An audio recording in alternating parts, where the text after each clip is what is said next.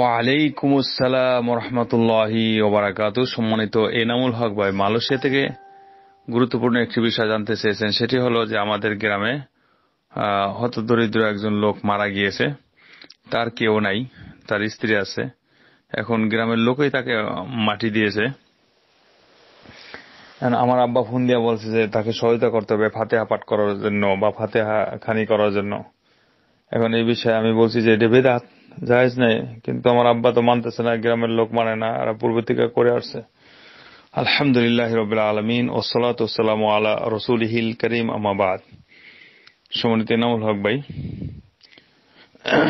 প্রথম কথা হলো যে আল্লাহর আদেশ আদেশ থাকতে হবে এবং আদেশ আদেশেই থাকবে, আল্লাহর নিষেধ নিষেধেই থাকবে, আল্লাহর অর্ডার অর্ডারে থাকবে, আল্লাহর নির্দেশ নির্দেশ থাকবে। কে মানলো আর কে মানলো না, এটা সেখানে কারোর জন্য নমনীয় হওয়া চলবে না। অর্থাৎ আল্লাহর আদেশের বিরুদ্ধে কারোর সাথে আপোষ চলবে না, আপোষহীনভাবে চলতে হবে, যে কেউ হোক না কেন। এটাই শরীয়তের বিধান। ইসলামী শরীয়তে ফাতিহা খানি করা মৃত্যুর পরে, কোনো ব্যক্তি কেন্দ্রিক হোক, বড় লোক হোক, গরিব লোক হোক, মহিলা হোক, পুরুষ হোক, ফাতিহা এই ধরনের ফাতিহা অনুষ্ঠান করা 3 দিন হোক, 40 দিন হোক, আর বছর বছর ঘুরা, এটা সম্পূর্ণভাবে বেদাত। এই বেদাত করাই মানে কি হলো যে পথভ্রষ্ট তার পথভ্রষ্ট জাহান্নামের পথে নিয়ে যায়। এই সম্পর্কে তো আল্লাহ সুবহানাহু ওয়া তাআলা জিজ্ঞাসা করবে যখন কবরে, তখন কে জবাব দিবে বলেন? তো জবাব দেওয়ার কি আছে ওখানে? যে আল্লাহর সাথে কেউ তর্ক করবে নাকি? ফেরেশতার সাথে তর্ক করা কি আছে? তখন গ্রামের লোক যায় বলবে যে আমরা বলছিলাম এই কথা, আমরা বলছিলাম, এর কবরে যা সুপারিশ করবে যে আমরা বলছিলাম। গ্রামের লোক মানতেছে না। ইসলামী শরীয়ত যেটা বিরোধী বিরোধী, যেটা নিষেধ নিষেধে, সেটা কোনো অবস্থাতে আইয়ে হালিন লাম ইউমকিন আন ইউফাযহা, কোনো অবস্থাতে এটা বাস্তবায়ন করা যাবে না, ইম্পসিবল। এটা ইসলাম শরীয়ত যেটা নিষেধ করছে, কাউকে বলে দেওয়ার পরে সে যদি না মানে, তাহলে তার দায়িত্বে এই গুনার বোঝা সে বহন করবে, কিন্তু তাতে আমার কিছু আসে যায় না। কিন্তু আমি এই কাজে শরীক হতে পারবো না, সে যে কেউ হোক না কেন। এই ফাতিহা খানি করা ইসলামী শরীয়তে কোনোদিন কোনো অবস্থাতে কোনো দলিলের ভিত্তিতে জায়েজ নেই। যে সমস্ত ব্যক্তিরা এগুলি বলে থাকে তারা বেদাতপন্থী, বেদাতের মধ্যে অভ্যাস হয়ে গেছে গা। এটা করতে করতে, অন্যায় করতে করতে, সিগারেট খেতে খেতে যেমন একজনে এটাকে ছাড়তে পারে না, অন্যায় করতে করতে যেমন অন্যায় ছাড়তে পারে না, মিথ্যাবাদী যেমন মিথ্যা কথা বলতে বলতে সত্য মনে হয় এটা ছাড়তে পারে না, যারা যে অন্যায় আছে, অন্যায় করতে করতে অন্তরে কালিমা লেগে যায়, তখন ওইটাকেই ভালো লাগে, ওইটাকেই সৌন্দর্য করে দেওয়া, শয়তান ওইটাকেই সৌন্দর্য করে রাখছে। সুতরাং এটা ইসলামী শরীয়ত বিরোধী। এই ধরনের কোনো অনুষ্ঠান ইসলামী শরীয়তে জায়েজ নাই মৃত মানুষকে কেন্দ্র করে। বরং এটার পক্ষে একজন দুজন আলেমের মত না, যারা এই সমস্ত দলিল দেওয়া থাকে যে ফাতিহা খানি করতে হবে, এই করতে হবে, এই দলিলের ভিত্তিতে উল্টা পুল্টা দলিল বুঝায়, তাদের ব্যাখ্যাই ভুল। অনেক সময় দলিল পড়ে ঠিকই, কিন্তু ব্যাখ্যা করে ভুল। দলিল বলছে এটা, ব্যাখ্যা করছে আর একটা, মানুষকে ওইটাই বুঝায় দেয়। আর সাধারণ মানুষ তো জানে না। মানুষ বলছে দেখো আমি তো দলিলের ভিত্তিতেই বলি, আমি কোরআন থেকে বলছি না অন্য থেকে বলছি, আমি হাদিস থেকে বলছি। মানুষ তো দেখতে আসে হাদিসে বলতেছে, কিন্তু মানুষগুলি জানে নাকি তার ব্যাখ্যার মধ্যে ভুল, এবং মানুষ কি জানে নাকি তার মুখের মধ্যে রস আছে, কষ আছে। সুতরাং মানুষকে ভুয়া বানায় এই সমস্ত অনুষ্ঠান করা হয়, এটি সম্পূর্ণভাবে হারামের অন্তর্ভুক্ত। একটা দলিলের ভিত্তিতে এটা জায়েজ করার অধিকার নাই কেউর। যে আল্লাহ নবী সাল্লাল্লাহু আলাইহি ওয়াসাল্লামের জামানা থেকে শুরু করে কোন সাহাবীদের জামানায়, তাবেঈনদের জামানায়, ইমাম আইম্মা এগুলি কেউ করেন নাই। করবে এগুলি অন্যায়, অপরাধ, শরীয়ত বিরোধী কাজ, গুনার কাজ, অপরাধের কাজ। তাদেরকে পরিষ্কার জানাই দিতে হবে, বলতে হবে যে এগুলিতে গুনার কাজ, অপরাধ। গ্রামের মানুষ সব মিল্লা যদি করে, সেটা আপনার আমার দায়িত্ব না, যার যার হিসাব তাকে দিবে, কিন্তু আমি অন্যায় কাজে শরীক হতে পারবো না। আল্লাহ রাব্বুল আলামিন এগুলি কোরআন মাজিদে ইরশাদ করেছে, তাআওয়ানু আলাল বিররি ওয়াত তাকওয়া ওয়া লা তাআওয়ানু আলাল ইসমি ওয়াল উদওয়ান।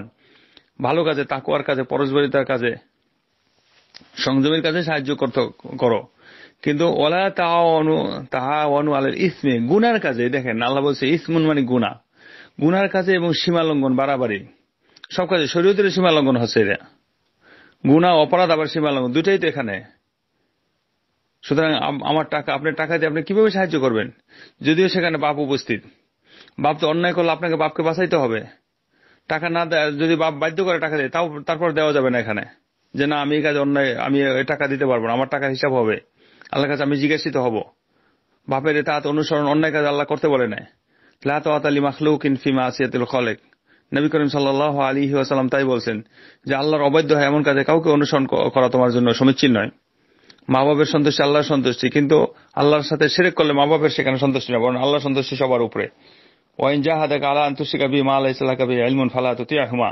মা বাবা যদি কোনো কাজের অন্যায় কাজের অন্যায় কাজের আদেশ দেয়, আল্লাহর সাথে শিরক করতে বলে, অথচ তাদের জ্ঞান নেই, যে জানেও না, সেই কাজে অবশ্যই সে ফিরে আসতে হবে। বরং মা বাবার জন্য সেখানে ওসিয়ত পাঠাইতে হবে, নসিহত পাঠাইতে হবে, উপদেশ পাঠাইতে হবে, তাদেরকে বলতে হবে এটা শিরক, এটা বেদাত, এটা গুনাহ কাজ, এটা অন্যায় কাজ, তোমরাও ফিরে আসো। না হলে তোমাদের কবরে আল্লাহ জিজ্ঞাসা করবে, আমার কবরও জিজ্ঞাসা করবে। আমরা চাই তোমার ভালো চাই, দোয়া করি তোমাদের জন্য।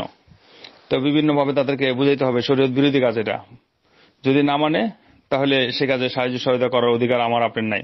অন্যায় কাজে সহযোগিতা করার, অন্যায় কাজে সাহায্য করার, অন্যায় কাজের পক্ষে কথা বলা, এগুলি ইসলামী শরীয়তে কোনোদিন কেউ দেখাইতে পারবে না। যারা উল্টা পুল্টা কথা বলে তারাই দেখাবে বুয়া দলিল দিয়া।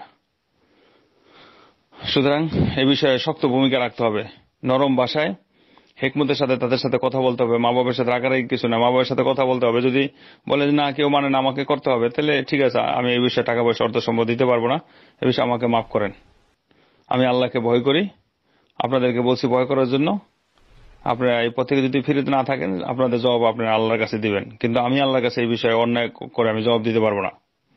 বরং আমি যদি পারি, আমি তার জন্য দোয়া করতেছি, আমি তার পক্ষ থেকে দান করতে পারবো, যেটা ইসলামী শরীয়ত সম্মত, তার পক্ষ থেকে আপনি দান করেন। কিন্তু এই ফাতিহাখানি করা, মিলাদ মাহফিল আয়োজন করা, তারপরে মানুষকে এভাবে এনে খাওয়ানো, হুজুর আলেমুল আমাকে দাওয়াত দিয়া, এটা জায়েজ নেই। বরং খাওয়াইলে ঠিক আছে, খাওয়াইতে হয় দরকার, তার গরিব মানুষ, আমি তার পক্ষ থেকে খাওয়াবো। আমি গরিবের বাড়িতে 2 কেজি চাউল, 2 কেজি 4 কেজি গোস মাছ চাউল কিনে দিয়ে আসবো, তারা খাবে, সেটা আমার সময় মতো আমি দিয়ে দেবো। আল্লাহ যেন দেখে, তার সব কবরে তিনি পাবেন, তার নিয়তে আমি দিয়ে দেব। কিন্তু এই ধরনের অনুষ্ঠান ইসলামী শরীয়তে বৈধ নাই, দলিল নাই। এগুলি গুনার কাজ, অন্যায়ের কাজ, অপরাধের কাজ, শরীয়ত বিরোধী। বরং শরীয়তের প্রতি দীক্ষার তুচ্ছতা ছিল। গ্রামবাসী তুচ্ছতা ছিল করে, শরীয়ত মানতে চায় না। গ্রামবাসী কি করে আসছে, পূর্ব থেকে পড়ে আসছে, ওইটা তারা মানতে চায়, ইসলামী শরীয়ত তারা মানতে চায় না। মানুষ আজকে যে কত উল্টা বসতেছে, ভুল বসতেছে, যেটা অন্যায় অপরাধ, যেটা শাস্তি হবে, যেটা ইসলামী শরীয়ত নাই, ওইটা তাদের কাছে চাকচিক্য।